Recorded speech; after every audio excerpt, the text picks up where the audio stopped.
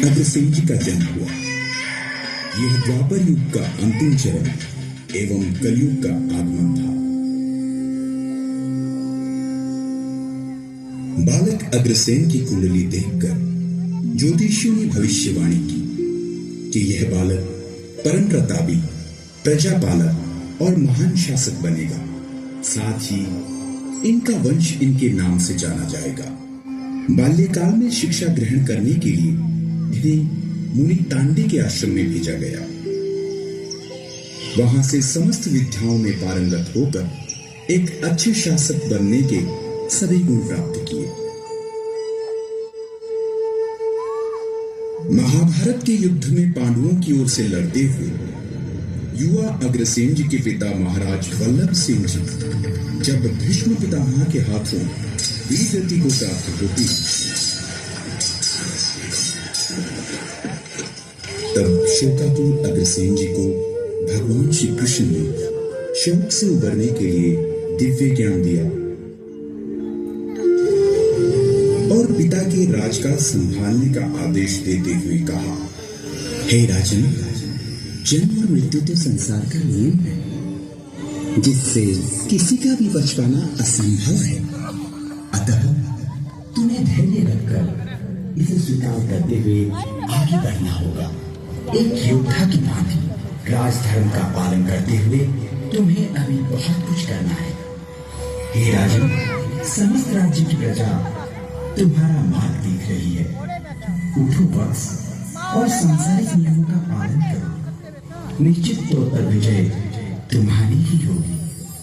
कुछ समय पश्चात नागलोक के राजा कुमुद की पुत्री राजकुमारी माधवी के स्वयंवर में जहां भूलोक के राजकुमार और देवलोक से इंद्र भी भाग लेने पहुंचे थे, वहां महाराज अग्रसेन जी भी उपस्थित हुए।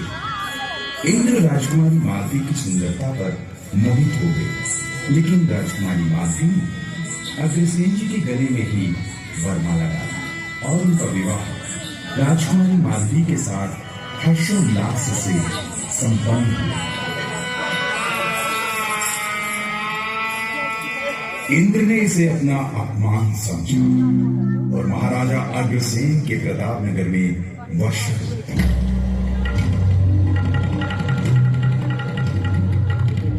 इसके फलस्वरूप सूखे की स्थिति पैदा हो गई और चारों तरफ त्राही त्राही मच गई। आसमान में बादल तो आते थे, बिजली भी कड़कती थी, लेकिन वर्षा की एक बूंद के लिए लोग तरस जाया करते थे। इससे खिन्न होकर अग्रसेन जी ने दिव्यास्त्रों के प्रयोग से वर्षा करवाई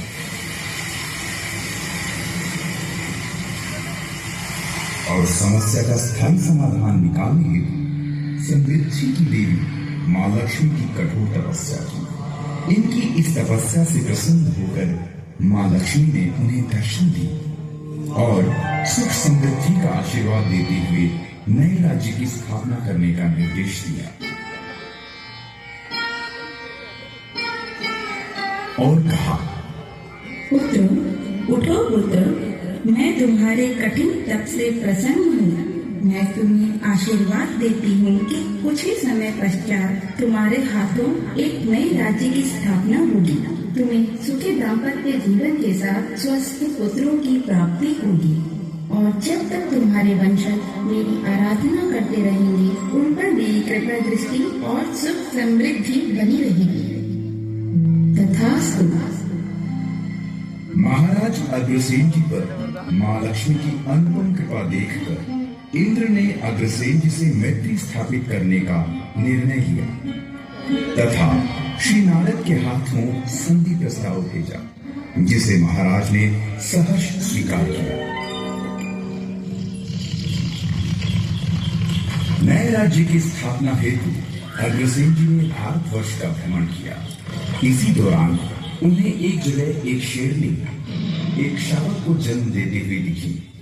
कहते हैं जन्म लेते ही शावक ने महाराजा अग्रसेन के हाथी को अपनी मां के लिए संकट समझकर तत्काल हाथी पर छलांग लगा दी।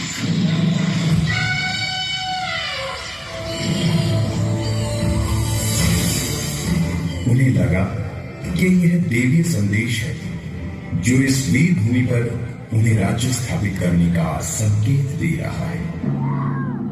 ऋषि मुनियों और ज्योतिषियों की सलाह पर धरती को शुद्ध करवाने हेतु यज्ञ करवाए तथा जियो और जीने दो के मंत्र के साथ शासन व्यवस्था शुरू की। नदियों के पानी को नहर मार्ग से नगर तक लाया गया और नए राज्य का नाम अग्रोहा रखा गया, जो वर्तमान में हरियाणा के हिसार में स्थित है। आज भी यह स्थान अग्रवाल समाज के लिए 5वें धाम के रूप में पूजा जाता है। महालक्ष्मी जी के आशीर्वाद से महाराजा अग्रसेन जी को 18 पुत्रों की प्राप्ति हुई। राजकुमार विभु उनके सबसे बड़े बेटे थे। समस्त पुत्रों को महर्षि गर्ग द्वारा शिक्षा प्रदान की गई। कुशल शासक का परिचय देते हुए सच्चे समाजवाद की स्थापना हेतु नियम बनाया कि उनके नगर में बाहर से आकर बसने वाले प्रत्येक परिवार की सहायता के लिए नगर का प्रत्येक परिवार उसे एक तत्कालीन प्रचलन का सिक्का व एक ईंट देगा, जिससे आसानी से नवागंतुक परिवार स्वयं के लिए निवास स्थान व व्यापार का प्रबंध कर सके। महाराजा अग्रसेन जी ने पुनः वैदिक सनातन आर्य संस्कृति की मूल मान्यताओं को लागू कर राज्य के पुनर्गठन में कृषि, व्यापार, उद्योग, गोपालन के विकास के साथ साथ नैतिक मूल्यों की पुनः स्थापना की, जिसे एक नए युग का जन्म माना जाता है। मां लक्ष्मी की कृपा से महाराज अग्रसेन जी ने अपने राज्य को 18 गणराज्यों में विभाजित कर एक विशाल गणराज्य का निर्माण किया। महर्षि गर्ग ने महाराजा अग्रसेन को 18 गणाधिपतियों के साथ 18 यज्ञ करने का संकल्प करवाया। यज्ञों में बैठे 18 गणाधिपतियों के नाम पर ही अग्रवंश के 17.5 गोत्र बने और अग्रवाल समाज की स्थापना हुई। उस समय यज्ञों में पशु बलि अनिवार्य रूप से दी जाती थी। प्रथम यज्ञ के पुरोहित स्वयं गर्ग ऋषि बने। सबसे बड़े राजकुमार विभु को दीक्षित कर उन्हें गर्ग गोत्र से मंत्रित किया। इसी प्रकार दूसरा यज्ञ गोभी ऋषि ने करवाया और गोयल गोत्र का प्रारंभ हुआ। इस तरह से 17 यज्ञ पूर्ण हो चुके थे। 18वें यज्ञ के दौरान महाराज अग्रसेन जी ने बलि देने वाले घोड़े की व्याकुलता देखकर तत्काल बलि निषेध का आदेश दिया और अग्रकुल के लिए आजीवन अहिंसा और शाकाहार का संकल्प ले लिया। अतएव 18वें यज्ञ की पूर्ण आहुति के लिए श्रीफल को ही साधन बनाया गया।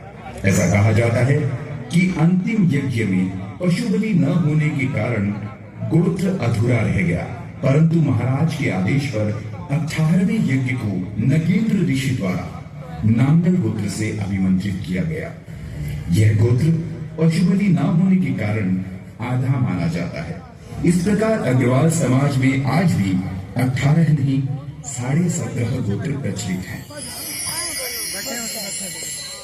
गोत्रों के नाम कुछ इस प्रकार हैं: गर्ग, गोयल, गोयन, बंसल, कंसल, सिंघल, मंगल, जिंदल, तिंगल, ऐरन, धारण, मंडल, बिंदल, मित्तल, उच्छल, मधुकुल, टायल और नांगर। वृद्ध होने पर महाराज अग्रसेन जी ने सन्यासी जीवन अपनाकर महालक्ष्मी देवी जी की तपस्या की और उन्हें प्रसन्न करके संपूर्ण अग्रकुल के लिए आजीवन समृद्धि का वरदान पाया। और ऐसे परम प्रतापी समाज सुधारक महाराज अग्रसेन जी ने अग्रधारणा को एक समाज का रूप दिया और हमारे अग्रकुल के महान प्रवर्तक बने। 24 सितंबर 1976 को महाराजा अग्रसेन जी के सम्मान में भारत सरकार ने 25 पैसे का डाक टिकट जारी किया।